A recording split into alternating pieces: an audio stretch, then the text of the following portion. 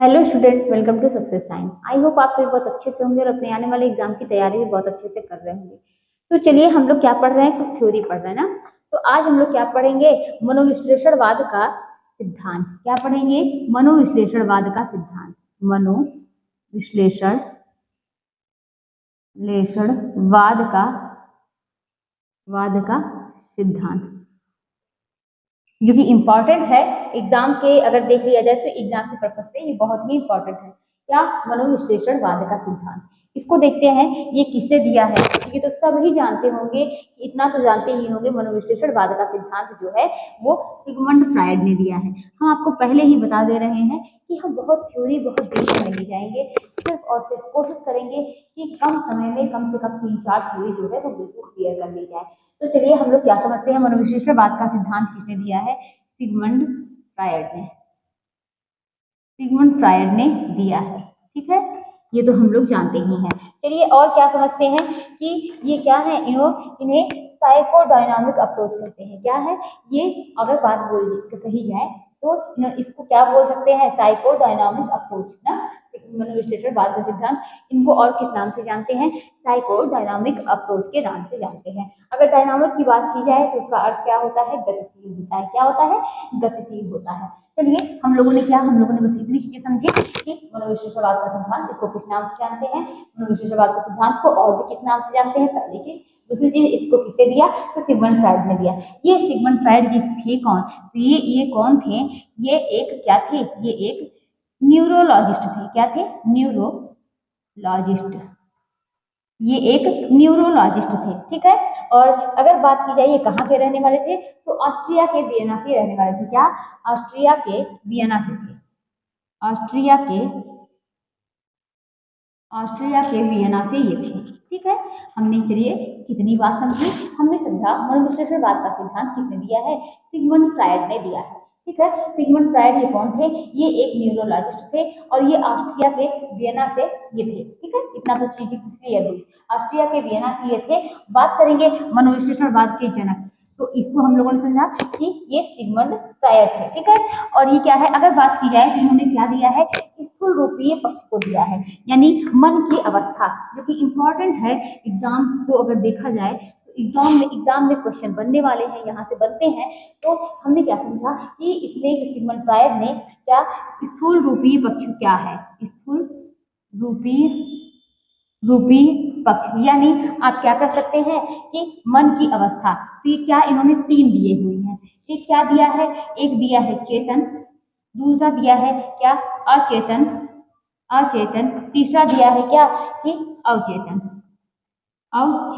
ठीक है, चेतन, अचेतन और अवचेतन, ये 3 इन्होंने क्या कर सकते हैं कि मन की अवस्था बताई है। एक चेतन होता है, दूसरा अचेतन होता है, तीसरा अवचेतन होता है। क्लियर हुआ होगा इतना।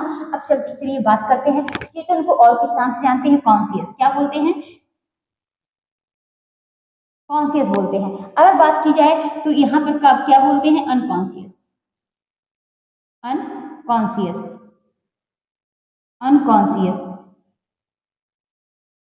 अनकॉन्शियस। अगर अवचेतन की बात की जाए तो यहाँ पर सबकॉन्शियस।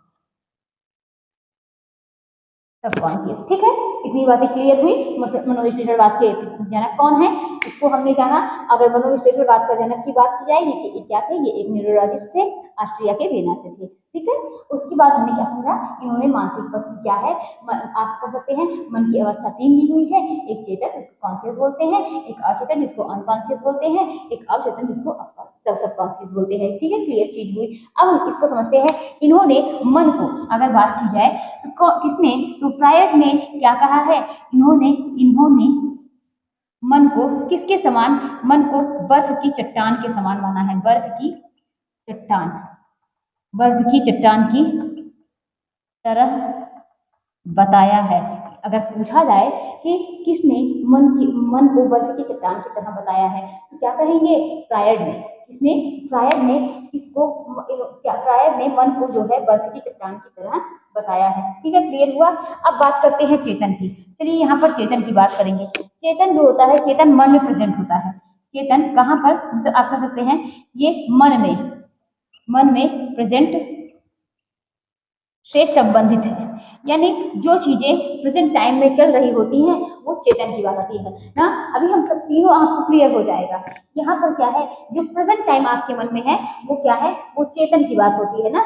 जो क्या है, जो अगर बात की जाए जो एक्टिविटी में क्या हो सकती है कि इन्वॉल्व होती है, जो आपकी एक्टिविटी में जो प्रेजेंट टाइम आपकी चल रही होती है वो चेतन मन की बात होती है। वो सब क्या है, चेतन में है, यानी सब कॉन्शियस में है। आप क्या है, सिर्फ जो प्रेजेंट टाइम कर रहे हैं, अगर कोई भी काम कर रहे हैं, कुछ भी कर रहे हैं जो आपके मन में एकाएक चल रही है, जो आप करते आ रहे हैं प्रेजेंट टाइम में है, वो क्या है, वो चेतन है। ठीक है, बस इतना याद रखिए कि जो प्रेजेंट टाइम से संबंधित है वो चेतन मन में है, वो क्या है, कॉन्शियस है। ठीक है, इन्होंने क्या है, अगर बात की जाए कितना परसेंट होता है तो 10% ये होता है। कितना परसेंट होता है, 10% होता है। चलिए बात करते हैं अचेतन की। तो अचेतन होता है जिसको आपने मन में कहीं दबा दिया है। अचेतन को क्या किया, मन में क्या किया, कहीं दबा दिया, कहीं दबा दिया। अचेतन में यानी आपने अपनी कोई बात है जो आपने क्या किया है, मन में कहीं पर ले जाके दबा दिया है, जिसको आप क्या है, सोचना नहीं चाहते। यानी आप कह सकते हैं, अगर पूछा जाए दमित इच्छाएं किसमें होती हैं, तो चेतन में नहीं होती, दमित इच्छाएं अचेतन मन में होती हैं। किसमें होती हैं, अचेतन मन में। उसको आपने क्या किया है कि मन में दबा दिया है, यानी दमित इच्छाएं, दमित इच्छाएं। और अगर बात की जाए कितने परसेंट होती है, तो ये 90% होती है। कितनी परसेंट होती है, 90% होती है। हमने क्या समझा कि मन की जो अवस्था है वो कितनी होती है, 3 होती है। एक कॉन्शियस, एक क्या होती है, अनकॉन्शियस, एक क्या होती है, सबकॉन्शियस। ठीक है, और जो मन में क्या है, इन्होंने मन को क्या है, बर्फ की चट्टान के समान बताया है। अब इसको हम लोग समझते हैं क्या, कि चेतन क्या होता है, जो प्रेजेंट टाइम चल रही होती है वो क्या वो होता है कि वो चेतन मन में होता है। जो आप क्या जो भी कार्य कर रहे हैं वो क्या है, सबकॉन्शियस है। ठीक है, जो आपकी दबित इच्छाएं हैं, जो आपने बहुत सी ऐसी इच्छाएं हैं जो क्या किया है, आपने दबा दिया, जिसको आप याद नहीं करना चाहते, कि याद करेंगे तो आपको बहुत तकलीफ होगी, आपने कहीं बहुत ज्यादा दबा के रखा है, उस इच्छाओं को क्या बोलेंगे, अचेतन बोलेंगे। क्या बोलेंगे, अनकॉन्शियस बोलेंगे। ठीक है, अब बात करते हैं अवचेतन की। तो ये क्या है, ये बीज की स्थिति है, जिस पर आप जोर डालें, बीज की स्थिति, बीज की स्थिति जिस पर आप क्या है, जोर डालेंगे तो क्या है, कुछ चीजें याद आ जाएंगी। जैसे कि अभी आप एग्जाम में जाएंगे, आप क्या है, जब आप पेपर देंगे तो आपको बहुत सी चीजें ऐसी होंगी जो आप क्या है, हल्की सी जैसे धुंधले धुंधले याद आएंगी। ठीक है, उसके बाद अगर आप जोर डालेंगे तो आपको याद आ जाएंगी। तो ये चीजें क्या है, ये चीजें अवचेतन मन में होती हैं। ठीक है, जिसको याद करने के बाद आप याद कर लें वो अचेतन है। जो आप दमित इच्छाएं हैं, जो आपने जानबूझकर दबा के रखा है, जिसको आप याद नहीं करना चाहते, वो अचेतन है। जो आपके प्रेजेंट टाइम में है वो चेतन मन में है। क्लियर हुई होंगी ना, ये बातें आपको समझ में आई होंगी। एक बार हम फिर समझते हैं, मनोविश्लेषणवाद का सिद्धांत किसने दिया है, फ्रॉयड ने दिया है ना। ये क्या थे, ये क्या थे, अगर बात की जाए तो ये एक न्यूरोलॉजिस्ट थे। ये ऑस्ट्रिया के वेना से रहते, वेना के थे ना। इतनी बात है हम लोगों ने जानी। मन की अवस्था इन्होंने यानी स्थूल रूपीय पक्ष जो है, इन्होंने 3 दिए हैं, चेतन दिया, अचेतन दिया और अवचेतन दिया। हमने क्या समझा, चेतन जो आपके प्रेजेंट माइंड में चलता रहता है, जो कि 10% होता है, ये चेतन है। अचेतन जिसको आपने कहीं दबा दिया है, आप उसको याद नहीं करना चाहते हैं, वो अचेतन हो गई। अवचेतन जो है, ये बीच की स्थिति होती है कि आपके मन में है ना, और क्या है, अगर आप याद करेंगे तो याद आ जाएगा। ये क्या होती है, अवचेतन हो गई। क्लियर हुआ। अब बात करते हैं गत्यात्मक पक्ष। ये तो स्थूल रूपी पक्ष हो गया। अब गत्यात्मक पक्ष की बात करेंगे तो इसमें भी क्या होते हैं, 3 आते हैं, इड, ईगो और सुपर ईगो। कितने आते हैं, ये भी किसने दिया है, इड, ईगो, सुपर ईगो। तो ये किसने दिया है, फ्रॉयड ने दिया है ना। हमने क्या समझा, अब गत्यात्मक पक्ष की बात करते हैं। गत्यात्मक पक्ष, इन्होंने क्या है, 3 दिया है। क्या, एक id, ego, ego, super ego. ठीक है, क्लियर हुआ। एक इड हो गया, दूसरा ईगो हो गया, और तीसरा क्या हो गया, सुपर ईगो हो गया। चलिए, इसको बोलते हैं इदम, इसको बोलते हैं अहम, इसको परा अहम। तो इसको क्या बोलते हैं, इदम, इदम, अहम,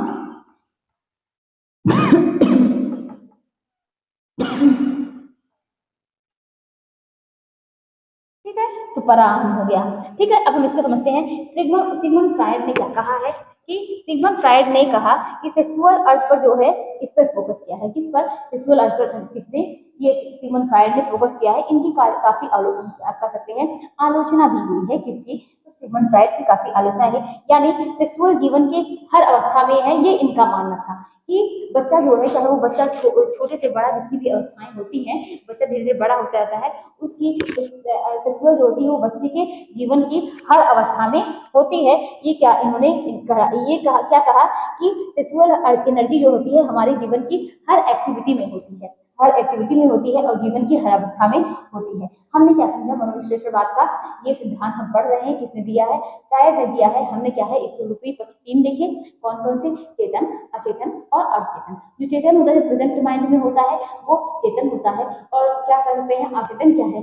जो हम क्या है दमित इच्छाएं हैं, बहुत इच्छाएं जो दबा के रखे हैं, वो क्या होती है कि अचेतन होती है। लेकिन बात करें कि ये तो हो गई, उसको अचेतन की बात करें तो वो क्या होता है, जो सब कॉन्शियस होता है, वो क्या होती है, जिसको आप थोड़ा सा जोर डालें तो आप याद कर सकते हैं, इसको बोलते हैं अचेतन। ठीक है, क्लियर हुआ? अब हम बात कर रहे हैं गत्यात्मक पक्ष की, तो इसमें क्या है id, ईगो, सुपर ईगो। तो हमने क्या समझा कि जो सिगमंड फ्रायड है सेक्सुअल अर्थ पर इन्होंने फोकस किया है। इन्होंने कहा कि एनर्जी हमारे जीवन की हर एक्टिविटी में देखने को मिलेगी। अगर आप जब बच्चे अगर हर अवस्था में, जैसे कि शिशुअवस्था हो गया, बाल्यावस्था हो गया, किशोरावस्था हो गया, तो आप हर अवस्था में इसको देखेंगे। तो उसकी बात भी हम करते हैं, लेकिन हम बात कर रहे हैं यहाँ ईट की। तो यहाँ पर जो होता है इसमें इसको क्या होता है, इसको सुख चाहिए होता है। क्या होता है? सुख चाहिए, यानी सुख चाहिए। ये अचेतन से जुड़ा है, किससे? अचेतन से जुड़ा है, अचेतन से जुड़ा है। यही पूछा भी जाता है ईड किससे जुड़ा है, तो आप कभी भी क्या है चेतन मन से मत भूलिएगा। क्या है? ईड किससे जुड़ा है? अचेतन मन से जुड़ा है। किससे जुड़ा है? ईड अचेतन मन से। लेकिन आप अगर कभी चेतन मन लगा दिए तो क्या होगा, यहाँ पर गलत हो जाएगा। ये सुखवादी होता है ईड, लेकिन किससे जुड़ा होता है? तो अचेतन मन से ये जुड़ा होता है ईड। ईड किससे जुड़ा होता है? अचेतन से जुड़ा होता है। तो मूल प्रवृत्तियों से जुड़ा है। किससे? ईड जो है ये मूल प्रवृत्तियों से जुड़ा है। ये जन्म से ही एक्टिव है, जन्म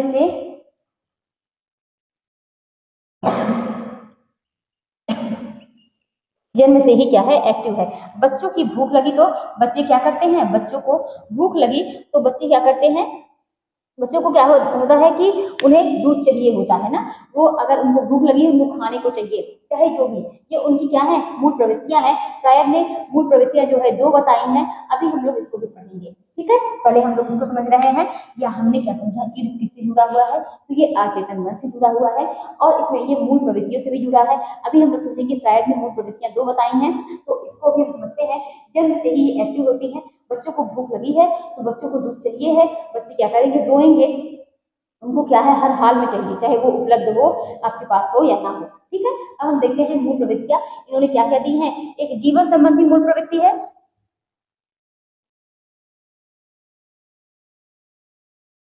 पहला क्या है? जीवन संबंधी, जीवन संबंधी।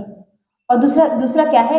एक जीवन संबंधी मूल प्रवृत्ति है, दूसरा मृत्यु संबंधी मूल प्रवृत्ति है। दूसरा क्या है? मृत्यु संबंधी। इसके बस नाम अलग है। मृत्यु संबंधी मूल प्रवृत्ति पूछा जा सकता है कि जीवन संबंधी मूल प्रवृत्ति को क्या बोलते हैं।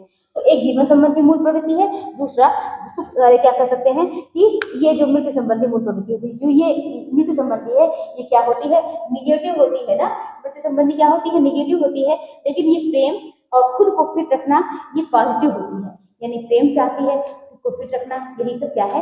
जीवन संबंधी मूल प्रवृत्ति, जो कि जीवन के लिए, जीवन जीने के लिए चाहिए होता है, वही इसको चाहिए होता है। अच्छा, जीवन संबंधी मूल प्रवृत्ति को क्या कहते हैं? इरोस कहते हैं। क्या कहते हैं? इरोस कहते हैं। और मृत्यु संबंधी मूल प्रवृत्ति को थानाटॉस कहते हैं। क्या कहते हैं? थानाटॉस कहते हैं। तो इतनी सारी बातें हमने क्लियर की। एक बार हम फिर समझते हैं गत्यात्मक पक्ष क्या होता है। ईड, ईगो, सुपर ईगो, यानी इदम, अहम, परा अहम। ठीक है, और ये क्या होता है? ईड जो होता है ये अचेतन मन से जुड़ा होता है, सुखवादी होता है, मूल प्रवृत्ति से जुड़ा होता है, जन्म से ही एक्टिव होता है। और अगर बच्चे क्या है कि अगर मतलब उनको भूख लगी है तो उनको चाहिए, हर हाल में चाहिए, चाहे वो आप कहीं भी हो, किसी भी अवस्था में हो, लेकिन बच्चे को दूध चाहिए होता है। ठीक है, और उसके बाद हमने क्या समझा कि जीवन जो मूल प्रवृत्ति की बात हो रही है, यहाँ पर फ्रायड ने 2 प्रकार की मूल प्रवृत्ति बताए, एक जीवन संबंधी मूल प्रवृत्ति, दूसरा मृत्यु संबंधी मूल प्रवृत्ति। और जो मूल संबंधी मूल प्रवृत्ति होती है वो निगेटिव होती है ना, लेकिन जीवन संबंधी जो होती है वो सकारात्मक होती है, अब पॉजिटिव होती है। ठीक है, और जो जीवन संबंधी मूल प्रवृत्ति होती है उसको बोलते हैं इरोस, और जो मृत्यु संबंधी मूल प्रवृत्ति होती है उसको बोलते हैं थानाटॉस। अब बात करते हैं ईगो की, यानी अहम की। तो यहाँ पर हमने क्या समझा? यहाँ पर क्या है? अगर दमित इच्छाओं का भंडार ग्रह, तो क्या बोल सकते हैं आप, ईगो बोल सकते हैं, क्योंकि दमदमित इच्छाओं का भंडार भरा आप कहाँ पर देख रहे थे, अचेतन मन में देख रहे थे ना, तो यहाँ पर भी क्या है वही चीजें आ सकती हैं। ठीक है, अगर बात की जाए किसकी, तो यहीं पर अगर आप आगे पढ़ेंगे, क्या पढ़ेंगे, लिबिडो, क्या पढ़ेंगे, लिबिडो। ये क्या है, लिबिडो जो होती है ये एक प्रकार की काम वासना है, क्या है, काम वासना, काम, अगर आप कह सकते हैं काम प्रवृत्ति बोल सकते हैं, क्या है, लिबिडो क्या है, ये एक प्रकार की काम प्रवृत्ति है, क्या है, काम प्रवृत्ति है। अब चलते बात करते हैं ईगो की, तो ईगो क्या है, ये ईगो, ईगो क्या है इसको देखते हैं।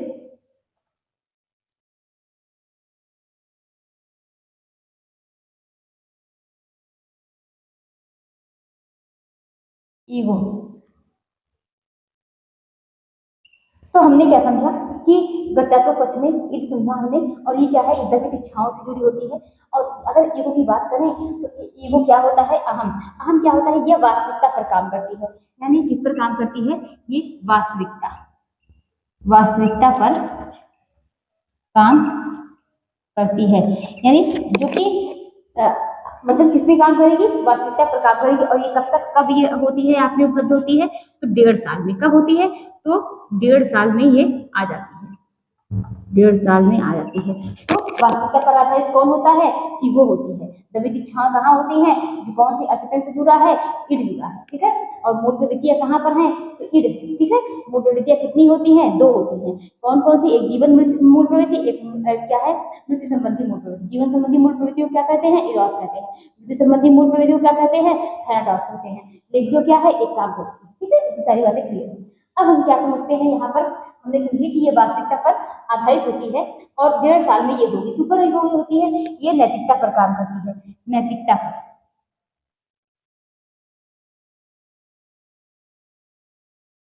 काम करती है, जो कि 3 साल बाद डेवलप होती है, 3 साल बाद डेवलप होती है, 3 साल बाद डेवलप होती है। ईगो जो होती है, यही जो ईगो है, ये इन दोनों के बीच में क्या करती है, बैलेंस बनाती है। ईगो, ईगो इन दोनों के बीच में, के बीच में बैलेंस क्रिएट करती है, ठीक है। एक बार हम लोग फिर समझते हैं, हमने क्या समझा, जो ईड है इसे सुख मिलना चाहिए, क्या है, सुखमय है, यानी सुख इसको चाहिए होता है ईड को।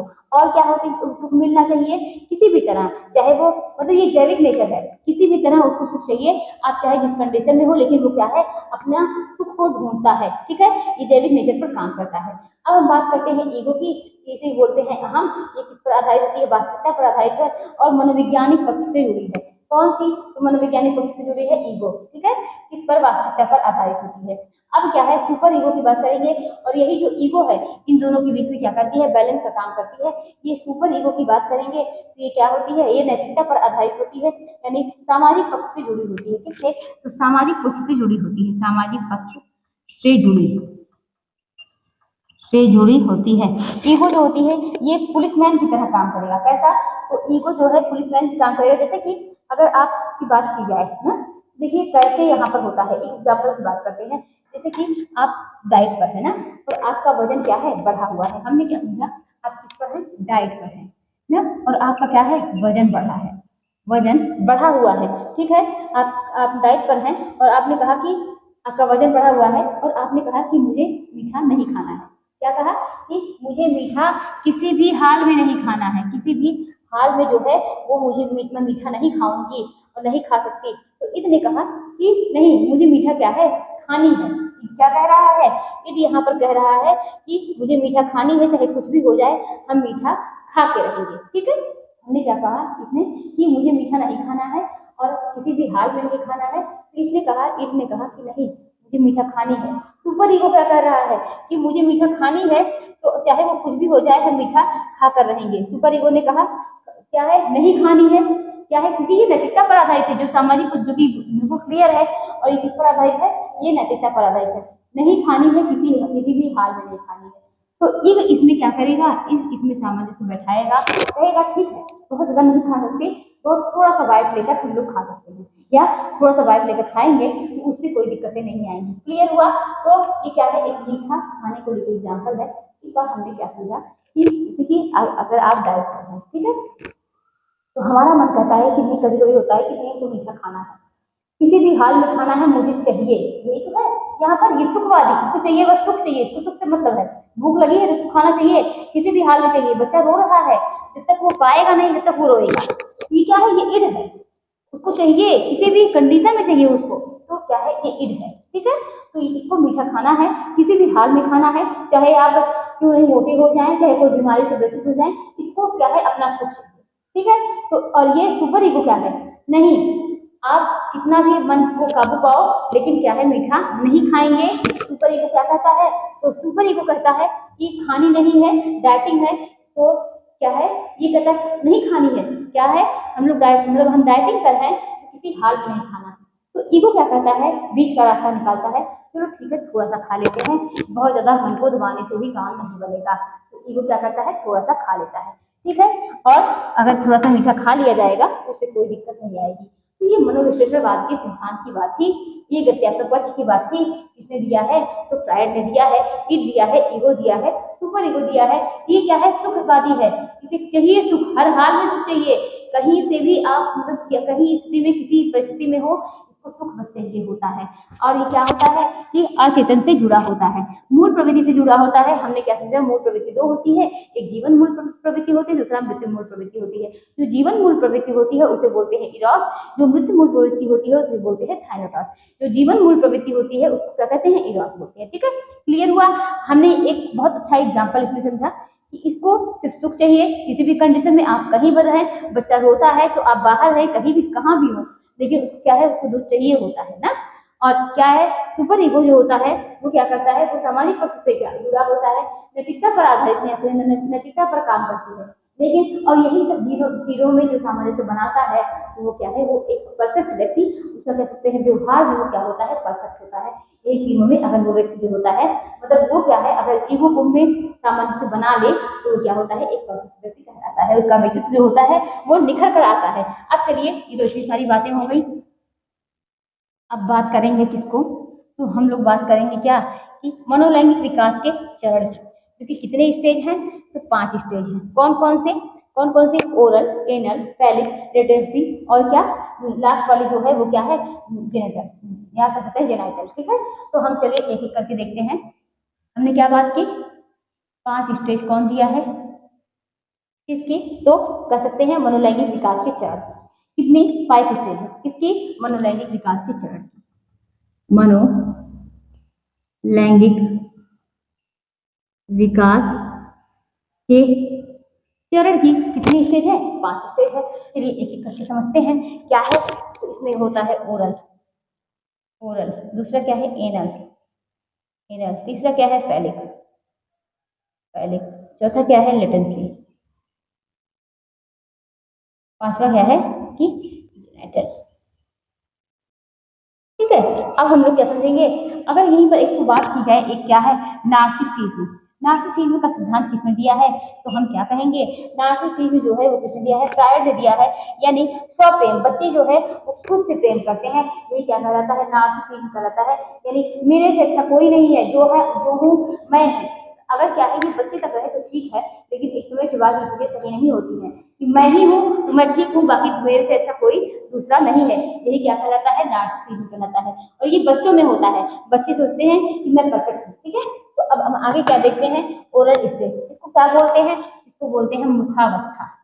मुखावस्था कब से कब तक आती है, तो 0 से 1 वर्ष तक ये चलती है, ठीक है, 0 से 1 वर्ष तक। अच्छा, हम यहीं पर बात करेंगे, इसको बोलते हैं मुखावस्था, एनल को बोलते हैं एनल स्टेज, एनल को क्या बोलते हैं, गोदावस्था, ठीक है। अब हम बात करेंगे मुखावस्था, जो कि 0 से 1 वर्ष है। इस स्टेज में बच्चा क्या है, मुख से कोई भी चीज क्या होता है, शक करता है, यानी मुख के द्वारा क्या करता है, मुख से अंगूठा चूसता है। क्या करता है, मुख से अंगूठा चूसता है, अंगूठा चूसता है, यानी मुख से अंगूठा चूसता है। जन्म से 1 वर्ष का बच्चा जो होता है वो सुख जो है मुख द्वारा ढूंढता है, यानी मुख से क्या करेगा, सकिंग करेगा, किससे, तो मुख से क्या करेगा, सकिंग करेगा। यानी सेक्सुअल एनर्जी जो उसकी अगर बात की जाए यहाँ पर क्या है, वो माउथ है। वो क्या करेगा, मुख से हमेशा क्या करता है, अंगूठे को चूसता है। तो यहाँ पर अगर सेक्सुअल एनर्जी की बात होगी वो कौन सा होगा, तो माउथ होगा, ठीक है। क्लियर हुआ, यहाँ पर बहुत ज्यादा कुछ है नहीं, क्या है, बस इसको क्लियर क्रम में, इसका सीरियल क्रम याद कर लीजिए। उसके बाद क्या है, कब से कब तक, ठीक है। बाकी और कुछ यहाँ से क्वेश्चन बनेगा नहीं। तो उसके बाद हमने क्या समझा, चलिए बात करते हैं एनल। एनल मतलब होता है गुदावस्था, यानी गुदावस्था क्या होता है, इसमें बच्चा जो होता है टॉयलेट कंट्रोल करके क्या करता है कि जो बच्चा टॉयलेट कंट्रोल करके उसको खुशी मिलती है ना। आप देखे ही हैं ये किस एज की बात की जाए, इसे गुदावस्था है, गुदावस्था है। कौन सी एज की बात की जाए तो 1 से 3 वर्ष, 1 से 3 वर्ष है और बच्चा इसमें टॉयलेट कंट्रोल करके क्या होता है, खुश होता है।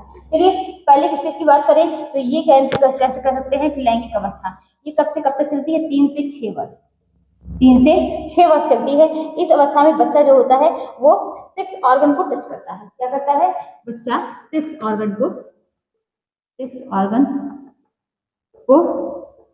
टच करता है, सेक्स ऑर्गन को क्या करता है, टच करेगा। सुपर ईगो जो होता है यहीं पर डेवलप होता है, सुपर ईगो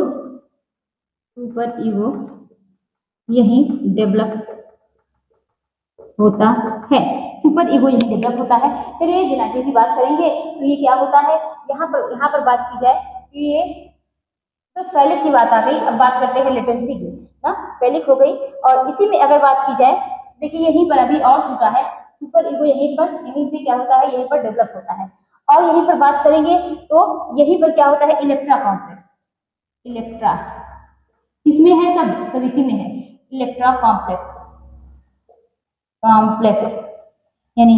और क्या होता है, ओडिपस कॉम्प्लेक्स। अब ये दोनों होते क्या हैं, ओडिपस कॉम्प्लेक्स, ये जो इलेक्ट्रा होता है ये लड़कियों में होता है और जो ओडिपस होता है ये क्या होता है, ये लड़कों में होता है। इलेक्ट्रा कॉम्प्लेक्स मतलब होता है अपने विपरीत लिंग वाले क्या होता है उससे प्रेम, यानी इलेक्ट्रा कॉम्प्लेक्स मतलब होता है अपने पिता से प्रेम, जो कि लड़कियों में होता है। और ओडिपस जो होता है वो लड़कों में होता है, वो क्या करते हैं कि अपने माता से प्रेम करते हैं, यानी लड़कियों में होगा किसके, पिता के प्रति प्रेम होगा। कौन सा कॉम्प्लेक्स होता है लड़कियों में, तो इलेक्ट्रा होता है। लड़कों में ओडिपस होता है, जो कि लड़कों को किससे प्रेम होगा, तो माता से प्रेम होगा, ठीक है। माता के प्रति प्रेम आयोजित, ये क्या करते हैं, सेक्स के प्रति ये क्या करते हैं, मतलब विपरीत सेक्स के प्रति क्या करते हैं ये, आप कह सकते हैं कि प्रति क्या होगा, इनको प्रेम होगा, ठीक है। इतनी बातें क्लियर हो गई। कब होता है, पहले स्टेज में। इलेक्ट्रा कॉम्प्लेक्स किसमें होता है, लड़कियों में। और क्या होता है, ओडिपस क्या होता है, किसमें होता है, तो लड़कों में होता है। विपरीत लिंग वाले में क्या होता है, प्रेम होता है। लड़के क्या होते हैं, किससे प्रेम करते हैं, माता से प्रेम करते हैं। लड़कियां किससे करती हैं, जो कि इनके में इलेक्ट्रा कॉम्प्लेक्स है वो किससे करते हैं, वो पुरुष से करते हैं, यानी अपने पिता से प्रेम करते हैं, ठीक है। क्लियर हो गया। अब बात करते हैं लेटेंसी की। लेटेंसी जो होती है सुप्ता अवस्था होती है,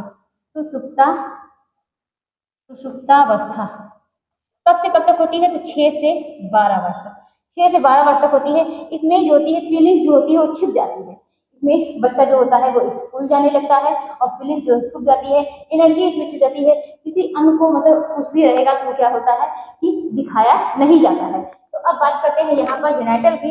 इसमें क्या होता है, ये जननांग अवस्था है, यानी एडल्ट एज, एडल्ट यानी ये 13 वर्ष में है। और क्या होता है इसमें क्या होता है, अपोजिट जो है सेक्स के प्रति क्या होता है, यहाँ पर रुझान बढ़ता है, ठीक। क्लियर बात हो गई। 5 स्टेज हैं, कौन कौन से हैं, क्या चीजें हैं, इदम अहम परा अहम, और क्या होता है कि इड ईगो सुपर ईगो, और क्या होता है नार्सिसिज्म, क्या होता है नार्सिसिज्म हमने क्या समझा, और क्या होता है कि कौन सी 2 मूल प्रवृत्तियां हैं, जीवन मूल प्रवृत्ति, मृत्यु मूल प्रवृत्ति। और जीवन मूल प्रवृत्ति में क्या कहते हैं, जीवन मूल प्रवृत्ति को क्या कहते हैं कि इरोस बोलते हैं, और मृत्यु मूल प्रवृत्ति को थैनाटॉस बोलते हैं ना। उसके बाद हमने क्या समझा कि इनकी 5 स्टेज देखी, एक ओरल है, एनल है, फेलिक है, लेटेंसी है, जेनेटल है, ठीक है। ये 5 स्टेज हो गए, क्योंकि सीरियल क्रम में आते हैं लगाने को, इसीलिए आपको याद कर लीजिएगा। एज की बात करेंगे 0 से 1 वर्ष, फिर उसके बाद 1 से 3 वर्ष है, फिर 3 से 6 वर्ष है, फिर 6 से 12 है, फिर 12 से क्या है, आप कह सकते हैं 12 से या 13 से इसके आगे। क्लियर हो गया। अब आगे बात करते हैं किसका, तो ये तो बात हो गई मनोलैंगिक विकास के सिद्धांत की, किसकी थी, तो ये थी फ्रायड की। अब आगे बात करेंगे किसका, तो अल्बर्ट बंडूरा का। किसका, अल्बर्ट बंडूरा का, अल्बर्ट बंडूरा। चलिए यहीं पर बात करते हैं अल्बर्ट बंडूरा की। इन्होंने क्या किया है, इन्होंने, ये कहाँ के निवासी थे, इससे पहले जो है ये अल्बर्ट बंडूरा के बारे में हम लोग बात कर चुके हैं। ये कहाँ के निवासी थे, तो कनाडा के, कहाँ के, एक बार रिवाइज कर लेते हैं। कनाडा के निवासी थे। क्या था, हम लोगों ने क्या पढ़ा था कि अल्बर्ट बंडूरा कहाँ के थे, तो कनाडा के निवासी थे। इन्होंने क्या दिया था, सामाजिक अधिगम का सिद्धांत दिया था। क्लियर कर लीजिए, सामाजिक अधिगम अधिगम का सिद्धांत दिया था। और हमने क्या समझा कि इन्होंने सामाजिक अधिगम का सिद्धांत दिया है और इन्होंने बच्चा जो होता है वो दूसरे के कह सकते हैं व्यवहार को, बच्चा जो है वो दूसरों के व्यवहार को देखकर सीखता है। बच्चा क्या करता है, जब दूसरों के व्यवहार को देखता है वही सीखता है। ये अल्बर्ट अल्बर्ट जो है बंडूरा का मानना था। कौन सा सिद्धांत दिया, सामाजिक अधिगम का सिद्धांत दिया। और बात करेंगे इस सिद्धांत को अवलोकनात्मक और क्या कह सकते हैं, प्रेक्षणात्मक, क्या कह सकते हैं, अवलोकनात्मक और क्या कह सकते हैं,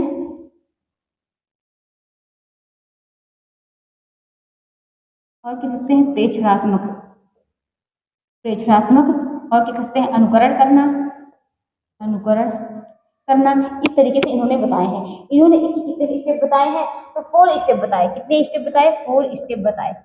4 स्टेप बताए। कौन कौन से, इसको देखेंगे। पहला क्या है, अवधान और उसको क्या बोलते हैं, अटेंशन।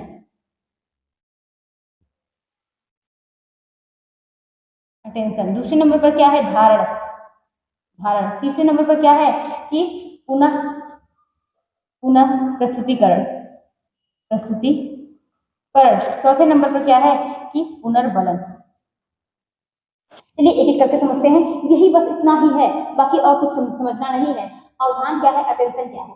अटेंशन जो इन्होंने बताया क्या है कि ये जो मॉडल, आकर्षक, लोकप्रिय, मतलब क्या होते हैं, रोचक, ये सब क्या होते हैं। सफल होने के लिए हम क्या करते हैं, बच्चों के सामने मॉडल प्रस्तुत करते हैं, जिससे क्या होता है, बच्चे का ध्यान खींचता है। और बच्चे क्या करते हैं कि बच्चे का ध्यान खिंचता है और लोग जो मतलब जो क्या कर सकते हैं कि लर्निंग को हम लोकप्रिय बनाते हैं सिखाने के लिए। तो जो बच्चे का ध्यान खींचते हैं क्या कहलाता है, अवधान यानी अटेंशन। ठीक है, इससे बच्चे का क्या हो कि ध्यान आकर्षित हो। फिर धारण, और इससे जब बच्चे का ध्यान आकर्षित होगा तो बच्चे की जो धारण क्षमता होगी वो बढ़ेगी ना। यानी मॉडल ऐसा हो कि बच्चा क्या है, उनके कह सकते हैं उनके व्यवहार में, वो अपने अपने व्यवहार में क्या कर सके, धारण कर सके। अभी देखिए बच्चे को कोई चीज इंटरेस्ट आती है, बच्चा बहुत ध्यान से देखेगा। तो ध्यान से देखेगा, उसके बाद क्या करेगा कि आप थोड़ी बात देखेंगे वो चीजें क्या है। अगर आप घर में भी देखते होंगे, बच्चा जो है अगर जैसे सेविंग कर रहे हैं, माँ कुछ कर रही है, माँ तैयार हो रही है, माँ अगर क्या कर रही है, बर्तन धुल रही है, तो बच्चा भी देखिए उसी तरीके से क्या है, बैठ के करेगा, वही एक्टिविटी करेगा जो आप कर रहे हैं। तो ये क्या है, बच्चा जो समाज में देखता है वही बच्चा करता है। तो आप बच्चे के सामने अच्छा मॉडल प्रस्तुत करेंगे, सब कुछ अच्छा रहेगा, तो बच्चा जो है वो क्या करेगा कि उसके प्रति आकर्षित होगा। जब आकर्षित होगा तो क्या करेगा, उसकी जो अपने क्या होगा, वो उसको धारण करेगा, धारण क्षमता। फिर उसके बाद क्या करेगा, पुनः प्रस्तुतिकरण। जो उसके बाद क्या है, वो जो आप किए रहोगे वो क्या करेगा, पुनः क्या करेगा, उसको प्रस्तुत करेगा।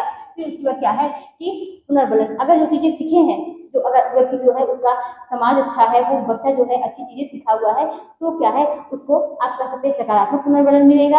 अगर उसने क्या है तो आप समाज अच्छा नहीं है, उसने जो चीजें सीखा सब कुछ नकारात्मक सीखा, सब कुछ मतलब अच्छा नहीं सीखा, जो कि उसके व्यवहार को अच्छा नहीं बनाता है ना। समाज उसको जिसको ऐसा चीज सीखा जो समाज जिसको एक्सेप्ट ना करे, तो वो क्या कहलाएगा, वो उसको तो क्या मिलेगा, तो उसको क्या मिलेगा, नकारात्मक पुनर्बलन मिलेगा। ठीक है, क्लियर हुआ। हमने क्या समझा कि अल्बर्ट बंडूरा कहाँ के निवासी थे, कनाडा के निवासी थे। इन्होंने सामाजिक अधिगम का सिद्धांत दिया है। आलोचनात्मक, प्रेक्षात्मक, अनवरत, ये सब क्या है, इन्हीं के सिद्धांत के नाम है। अवधान पहला क्या होते हैं, 4 स्टेप आते हैं।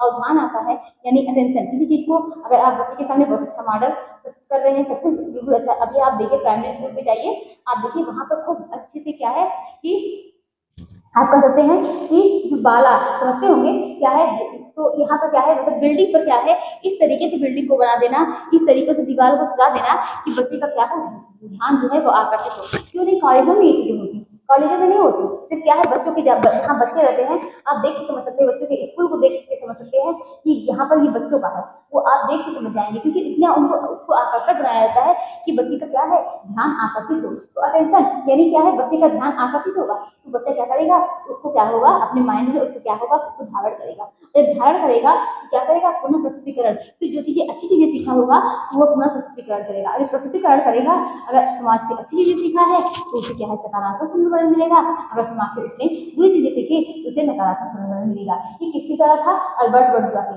किसने, कहाँ के थे ये, कनाडा के निवासी थे। ठीक है, क्लियर हुआ। और अगर बात की जाए तो इनको क्या है, इन्होंने जो है इनकी बात की जाए, जन्म की बात की जाए, जन्म कब है 1925 में हुई है। मृत्यु की बात की जाए तो अभी जल्दी हुई है 2021 में। कब हुई है 2021 में हुई है। क्लियर हुआ।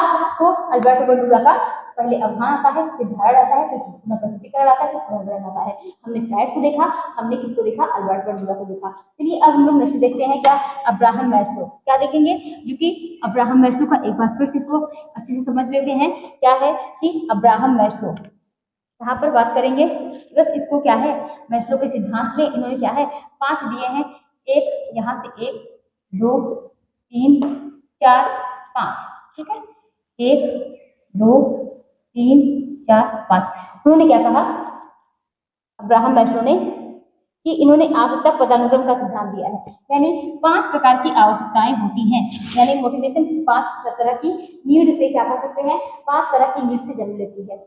जो मोटिवेशन होती है वो 5 तरह की नीड से जन्म लेती है। तो इन्होंने आवश्यकता पदानुक्रम का सिद्धांत किसने दिया है, तो ये किसने दिया है, मैस्लो ने। और काफी चीजें आप इसको समझ जाएंगे, यानी इनका सिद्धांत का नाम क्या है, मांग आपूर्ति का सिद्धांत। और क्या है, नाभिकीय आवश्यकता का सिद्धांत, यानी मांग आपूर्ति, और क्या कह सकते हैं, नाभिकीय आवश्यकता का सिद्धांत, और क्या कह सकते हैं, मैस्लो की का अप्रेरणा का सिद्धांत। तो सारी चीजें जो है आप इनको समझ सकते हैं इनके नाम से ही, ठीक है।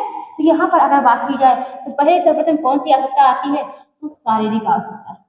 कौन सी, शारीरिक आवश्यकता, जो आपको शरीर की, जो आपके शरीर के लिए, जो आपके शरीर के लिए बहुत जरूरी है, वो क्या है, इसके अंतर्गत आती है, शारीरिक आवश्यकता आती है। उसके बाद क्या आती है, सुरक्षा। जब आपकी शारीरिक आवश्यकता पूरी हो गई तो आपको सुरक्षा चाहिए। पहले आपको क्या है, पेट भरने को लिए चाहिए। जब आप पेट भर लिए, आपका क्या है, भूख मिट गई, तो आपको सुरक्षा चाहिए, मतलब कहीं क्या है, रहने के लिए चाहिए। इसके लिए क्या चाहिए कि घर चाहिए, चाहे स्वास्थ्य संबंधित सुरक्षा हो गई, वस्त्र चाहिए ना, तो क्या है फिर सुरक्षा। जब मनुष्य की ये आवश्यकता पूरी हो गई, ये आवश्यकता पूरी हो गई, तब उसको क्या चाहिए, तीसरे नंबर पर प्यार और संबंध चाहिए। प्यार और संबंध चाहिए, संबंध चाहिए। और जब ये भी नीड पूरी हो गई, प्यार और संबंध भी, तब उसे क्या चाहिए, पहचान चाहिए। पहचान चाहिए, पहचान भी जब पूरा हो गया तो क्या हो गया उसे, यानी कह सकते हैं आत्मसम्मान। आत्म सम्मान। फिर उसके बाद क्या क्या चाहिए, लास्ट में कह सकते हैं स्वप्रत्यक्षीकरण। क्या कह सकते हैं, स्वप्रत्यक्षीकरण, प्रत्यक्षीकरण, ठीक है। सिर्फ यही इसका 5 क्रम लगाने को आता है। किसने दिया है आवश्यकता का सिद्धांत, आवश्यकता पदानुक्रम का सिद्धांत किसने दिया है, अब्राहम मैस्लो ने दिया है। पूछ लेगा मानवतावादी आवश्यकता का सिद्धांत किसने दिया है, मानवतावादी आवश्यकता का सिद्धांत अब्राहम मैस्लो ने दिया है, ठीक है। क्लियर हुआ। अब क्या है, जब अगर हमने क्या समझा कि जब ये पहली आवश्यकता पूरी हो जाएगी तब दूसरे की इच्छा बढ़ेगी, जब दूसरी आवश्यकता पूरी हो जाएगी तब तीसरे की इच्छा बढ़ेगी। और बहुत कम ही लोग होते हैं जो जिसकी 5 आवश्यकताएं जो होती हैं वो पूरी होती हैं। क्लियर हुआ। तो हम लोगों ने तीन थ्योरी पढ़ी, कौन कौन सी, एक अब्राहम मैस्लो की, और हम लोगों ने काफी जो है ये हम लोगों ने पढ़ा। अब हम लोग की जो कल की क्लास होगी वो क्या होगी, वो अधिगम से होगी, ठीक है। जो हम लोग वही चीजें पढ़ेंगे जो क्या थे। अगर ऐसा पूछ लिया जाए कि मैस्लो क्या थे, तो मैस्लो जो है वो क्या थे, मानवतावादी थे। क्या थे, मानवतावादी थे। मैस्लो की अगर लिखित पुस्तक की बात की जाए तो इनकी पुस्तक जो थी मोटिवेशनल एंड पर्सनालिटी, ठीक है, मोटिवेशनल एंड पर्सनालिटी। ये क्या है, थ्योरी ऑफ ह्यूमन मोटिवेशन आप कह सकते हैं। तो ये किसका था, ये मैस्लो ने दिया था, ये बुक लिखी हुई थी, ये इनकी थी। चलिए आज की क्लास यही तक थी, और हम लोग कल क्या पढ़ेंगे, अप्रेरणा, क्योंकि बहुत इंपॉर्टेंट है। सिर्फ हम लोग क्या पढ़ेंगे, जो भी चीजें इंपॉर्टेंट है सिर्फ उसी को पढ़ेंगे। चलिए आज के लिए इतना ही, मिलते हैं कल किसी नए टॉपिक के साथ, तब तक के लिए बाय बाय।